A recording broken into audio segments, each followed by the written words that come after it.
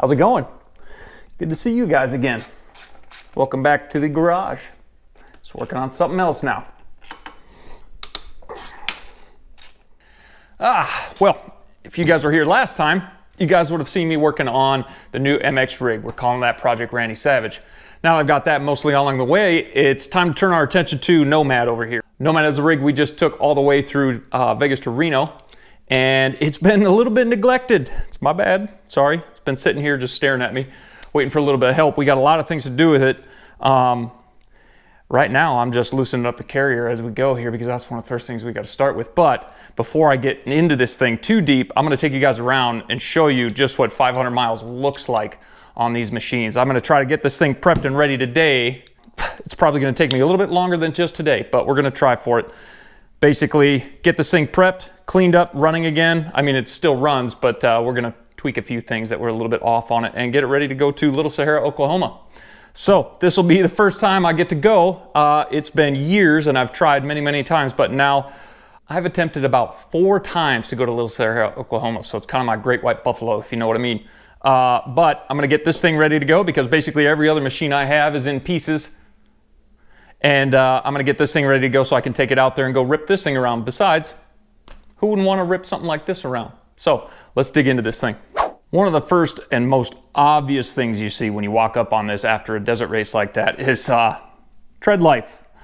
Believe it or not, these XC Masters, you could still ride on these things, but they are significantly degraded, and the wheels, they are scarred up. You guys can see that right there. That took a rock, that took a rock. The other side looks just as bad. But for comparison, I'm gonna roll up one of our other tires we didn't have to use, luckily, because we had tire blocks, which is great. But this is a new tire. Still got the little feelers on there. And there's the tire after 500 miles. And that wet spot you guys are seeing is actually some of the lube that Tire Blocks uses for their foam blocks when they put them in there. There's a couple punctures. There's one in here, one up there in that front tire. It's actually leaking a little bit on the floor, but they did get punctured. However, they didn't fail. I mean, punctures are almost impossible to avoid, but just for comparison. New, old, pretty bad. One of the other things we got to address here is the exhaust, or lack thereof. Basically, we blew 80–90% of our packing out. I mean, that's what it looks like. I don't know how old this packing was prior, but I've got a whole new bag of packing.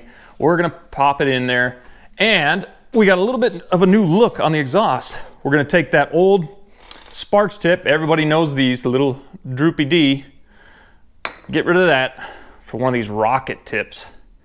It's gonna look sick on there. And since we got a black tip, we had to go and match it with the rest of the exhaust. So, I mean, the header and everything will still be silver, but I went and got this thing Cerakoted black.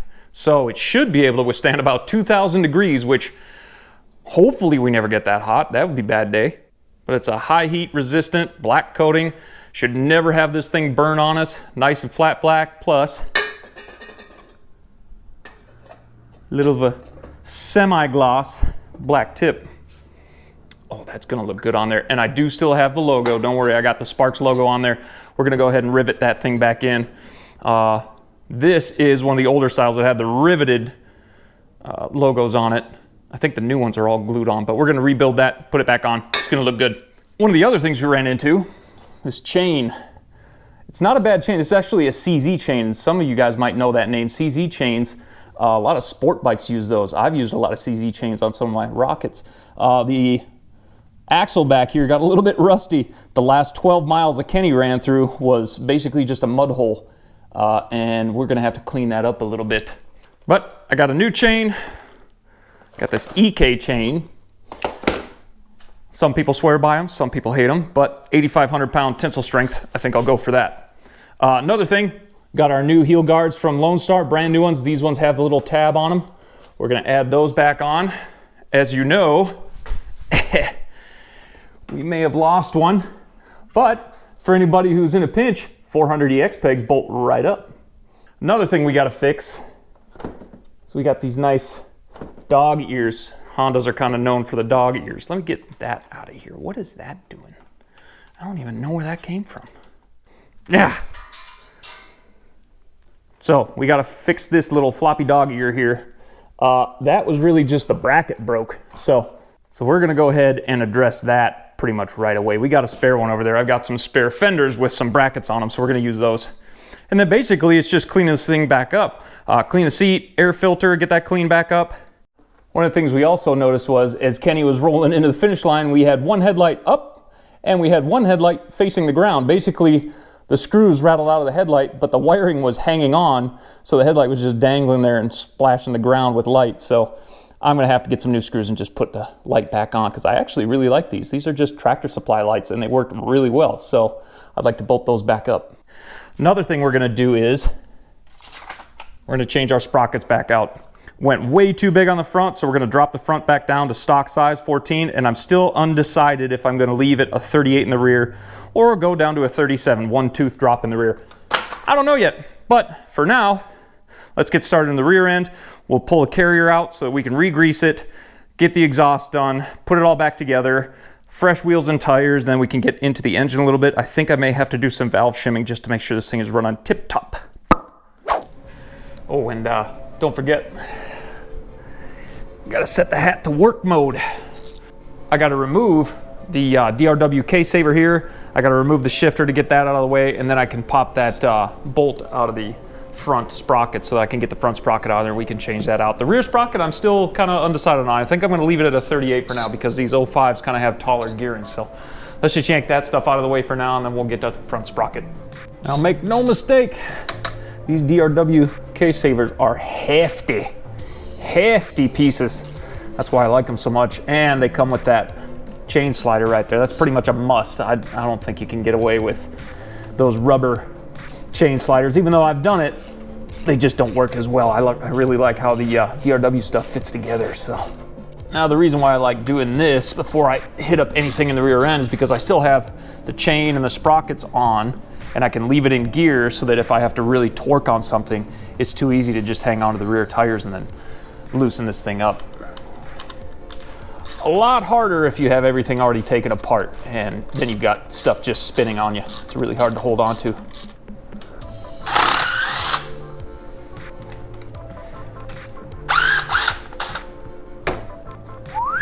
Straight out of there, get out of here. All right, let's get that bolt off. 99.826% sure that that is a 12mm bolt. Ha, nailed it. Oh yeah, like I was saying, it's always nice to have that chain and sprocket on because she was torqued. Oh, there we go, yeah. Oh. You only torque it down to, I think it's 23 foot-pounds for that bolt, but over 500 miles of this thing rotating against it, it's basically just tightening it the whole time. Ta-da! So that was a slightly used sprocket before I put it on. I think I used it once before, but yeah, you can definitely see some wear in it right there. Teeth are starting to turn into hooks. They almost look like shark teeth. Okay, get that rusty chain out of here. But first, let's get that new 14-tooth front sprocket on there.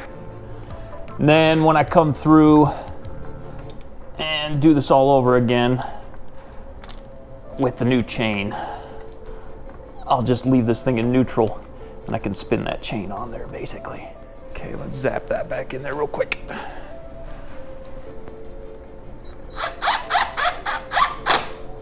Okay, come back to you later. Something interesting I also found out when I was first putting this thing together for the race.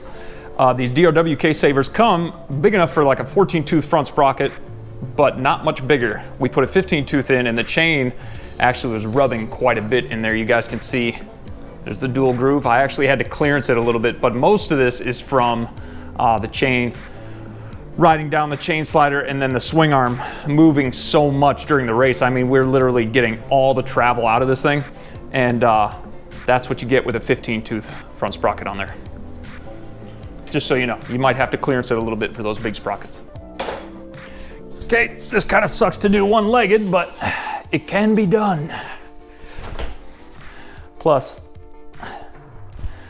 We also have a lot of travel in this thing. There we go. Now we can roll freely. Okay, moving on. Zip them off. Okay, time to call in the big guns.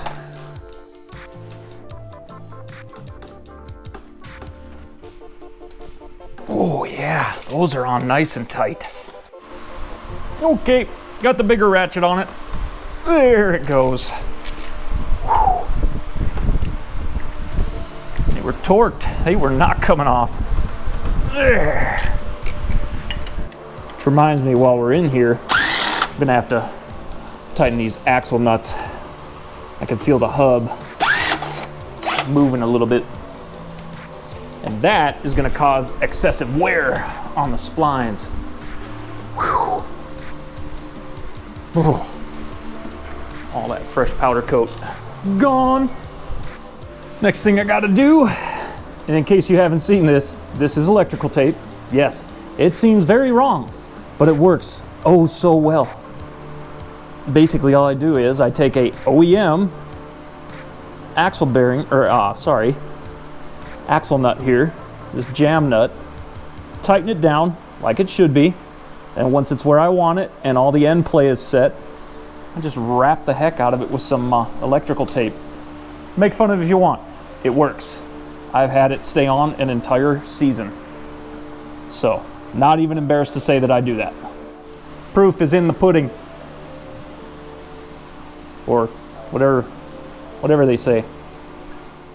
Okay, and now, gotta take off this rear brake caliper. Yep, everything's Loctited up. Did its job though, I suppose. So just more of a pain to undo later. Okay, now that that's off there, I'm gonna have to get Kong in here. Yes, that is a 24-inch wrench. Listen, it's what I got, all right? Let's ease up a bit in the comments. It works. All right, now we just gotta loosen this thing up. And I always forget which way I'm supposed to go. Oh, that's it, that was the way. Okay. Because they're reverse threaded. Oh, I almost never remember that. Okay, now we just gotta pull out this little axle circlip here. Oh, hello. What? What are you bringing me? Ooh. All right, I won't say no to that, thank you. I just got pizza. And with a little bit of twisting. Oh, there we go. Yeah, she's getting old, fellas. And fellettes. Wow, I'm starting to sound like Derek at Vice Grip. Ugh. Okay, now we can get at that. There we go. Okay, got it started. There. Oh yeah, she's rusted on there. It was pretty wet, that last section, and I didn't get a chance to wash this thing or dry it off afterwards, and I kind of feel bad about it now. There we go. Got it. Try to save on those O-rings too. These actually don't look that bad. Thank you for your service. Now I've already gone ahead and loosened up all of the bolts down here, your pinch bolts. I may have to go back into it, but one of my favorite features of these PRP carriers, just take a 3/8 drive extension and it fits perfectly in there. And I just want to rotate this thing. Look at that, just broke that blue rev lock on there. We use this rev lock stuff all over here to mark bolt positions so that as we come into pits, we can check, and if it doesn't move, cool, we don't need to hit it. But man, does it make it convenient having this thing machined like that. All right, this carrier still looks really good right now. I just want to re-grease it, and we're gonna throw it back in there. Oh, it's still a little tight. That's okay, come on, be nice. I want to take a minute to kind of brag on these PRP carriers. I mean, I haven't been more impressed with something that's so well priced, other than maybe that Tusk axle we used last year, but let me show you something real quick. So a lot of companies that make cheaper stuff get a lot of guff, right? So they get a lot of crap about it, and some of them well-founded, others not so much. I was willing to try PRP carriers because Jason recommended them to me. This here is a brand new one. This is now the 4th that I've bought because I like them so much, and they're priced so well. Basically, it comes ready to drop in. All you gotta do is add your grease, make sure you got enough grease in there and it's tight, throw it in, and it's almost worry-free. This is the second PRP carrier we've run through a desert race. The other one is still in another machine that we're running. This one just went through Vegas to Reno with 0 issues, no slop in it right now. I'm just gonna throw some fresh grease in it and we're gonna run it again. I got this one for the MX machine I'm building, so I got a brand new one. Words. Got a brand new one there. The other one that I have that's been in war rig this whole time has run a work season and a half, 2 desert races, and some other miscellaneous stuff, and a ton of riding.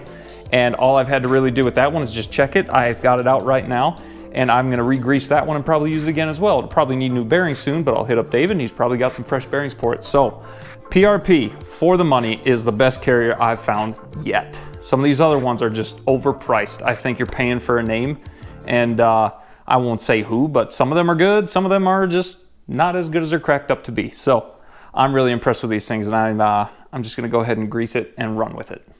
So let's throw the old nozzle on there. And this thing was already packed right before the race, so we should be good. Just clean it up a little bit and run it back in there. Oh, that is so nice. That's a nice feature. Just a 3/8 extension.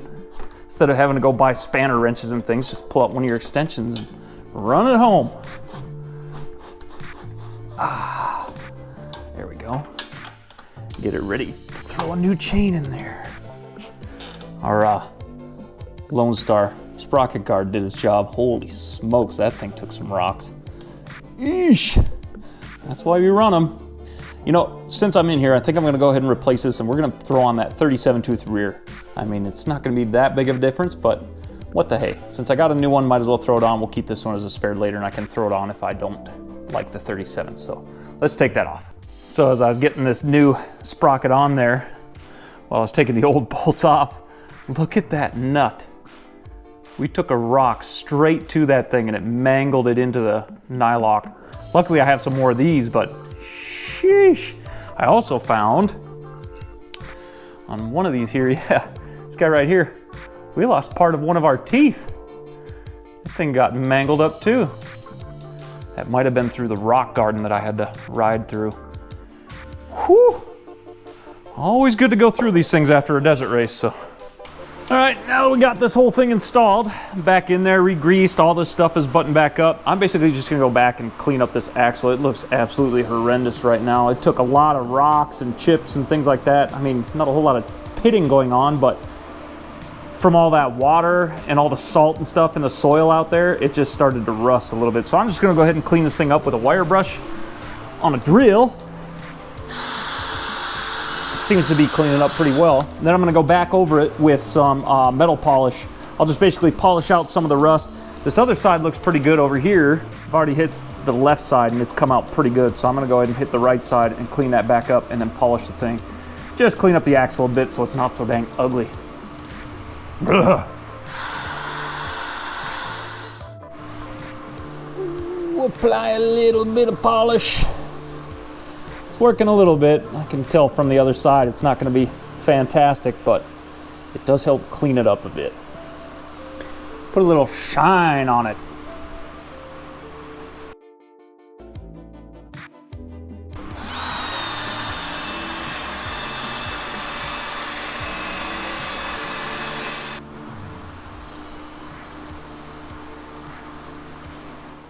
At least this way it's not so dang ugly. It needed some love. This time, we're going with an EK chain. the EK, I don't know, 520X Extreme model. It's what I could find. It was local here, and what the hey, I'm gonna try it. Tensile strength was supposed to be like 8,500 pounds versus I think whatever the other one was about the same, 9,000 on the CZ. I forget, but significantly better than some of the other stuff I found around town. And I don't know if you guys can see that. There's like little holes drilled on the inner links. It's supposed to save a pound. I guess we'll see. Not like it really matters on this hog, because this thing is, oh boy, it's a big girl. Big girl, but I suppose saving weight any way we can isn't a bad idea. Okay, now I've pretty much got everything set, adjusted, and back together on there. I've got everything torqued down on the rear end, so basically all I'm gonna do is put some fresh wheels and tires on there and set the thing back on the ground so I can continue on and probably move on to the heel guards, fix that front fender, some front wheels and tires, adjust some things, and we should be pretty good to just clean this thing up and then see if we can get it started here pretty soon after I adjust that clutch cable. So let's get after that.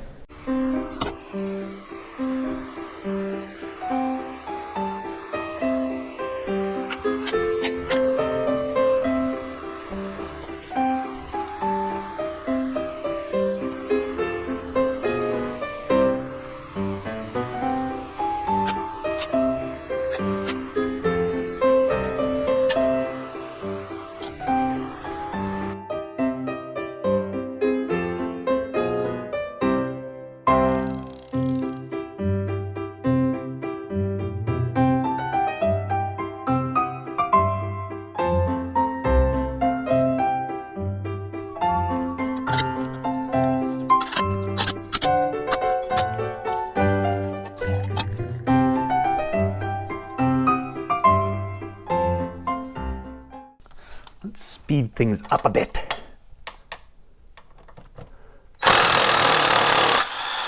Oh yeah, she's a little tight.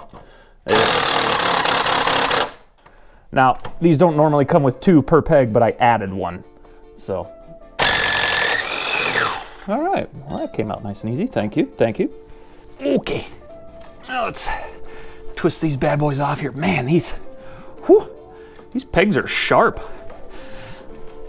I'm actually gonna save these because these are really good. So this whole heel guard part here is nice, and these actually come out, so you can pull these out, remove them, and stick them into like another set of foot pegs. I mean, all this comes off. It's pretty modular, so I'm liking them. Oh, right in the knee. There we go. Now we can get at these bad boys. Zip them out of there. All right, I want to show you guys one of the improvements that Lone Star made on their stuff after we ran it, because I mean, this is like the first set that's ever been ran anywhere. But you guys can see we've got a pretty clean but small weld around the pro peg here, but on the back side there's no weld. So you can see that this is just a steel sleeve slipped into a steel collar, and then they weld the front side here, but they should weld the back side as well. Most pro pegs that I've seen do, but this is like one of the first sets they ever made. So they tossed them together, gave them to us, and then we sent it. But one of the things they did was they beefed up this weld just a little bit around the front side and added it on the back side, which it should be there. So Lone Star made some improvements, sent us these new ones, and now I can't wait to put these things on. So they should last the the entire time. But let's go ahead and pop these on then.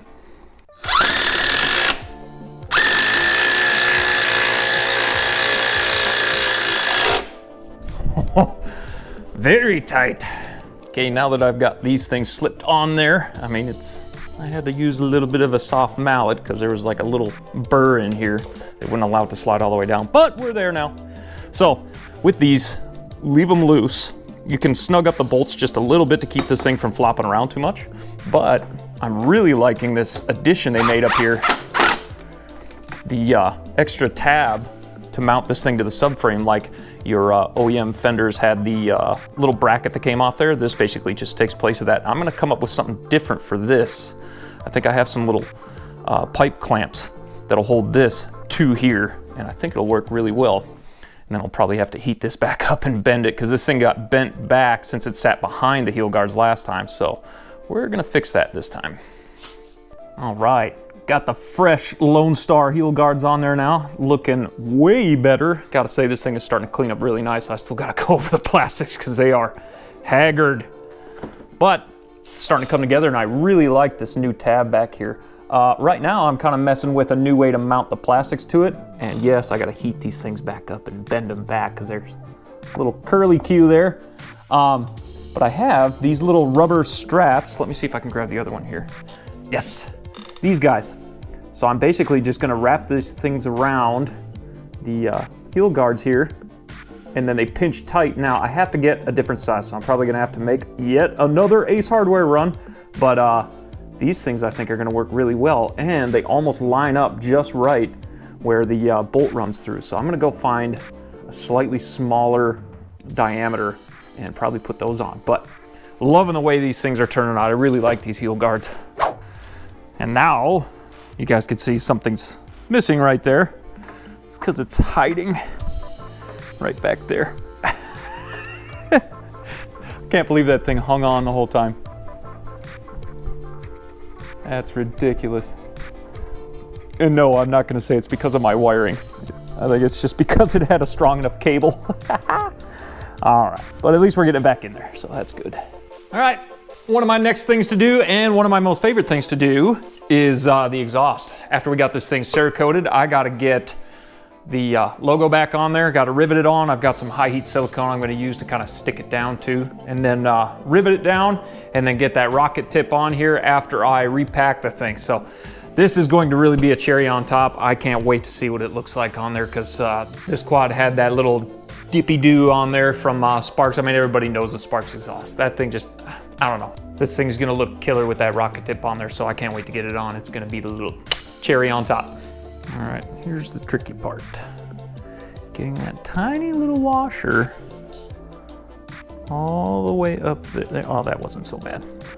What am I talking about? Oh, yeah. Whew. Gotta make sure I don't bash the rest of the exhaust here. Okay, get this last one in. There's the washer. Oh, nailed it. Oh, that looks so good on there. This is how they should come. That's just what I believe. Nothing like an old school looking Sparks, but this just looks better. Okay, now, this is the way the cone goes in. Gotta set it all the way down in there. Bam, right onto it. Okay. Well, just got done packing the exhaust. Takes a lot of fiberglass packing, but my God, this is, you just have to look at it. This is how I feel that these should come straight from Sparks. I mean, that tip, race core. It looks excellent. And this thing, I can only imagine it's gonna sound really good on there. Really deep and throaty, fresh packing. It's gonna be good. So I guess we're gonna move on and plop that thing on. Just gonna try to stab this thing on there and then see how she looks.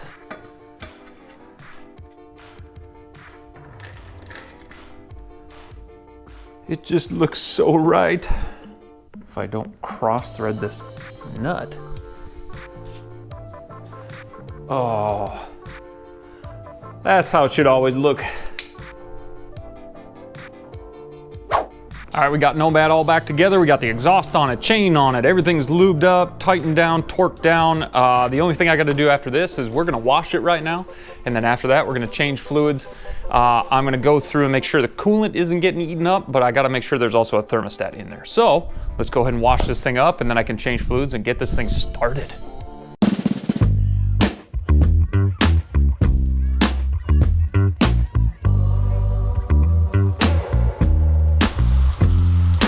Jumping on my line, gotta serve that.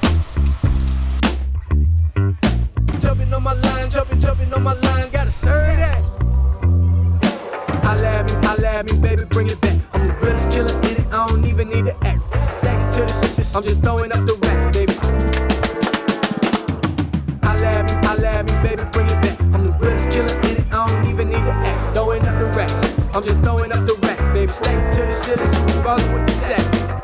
Club life, drug life, thug life. I'ma live it up, cause you only live one life. Club life, drug life, thug life. I'ma live it up, cause you only live one life.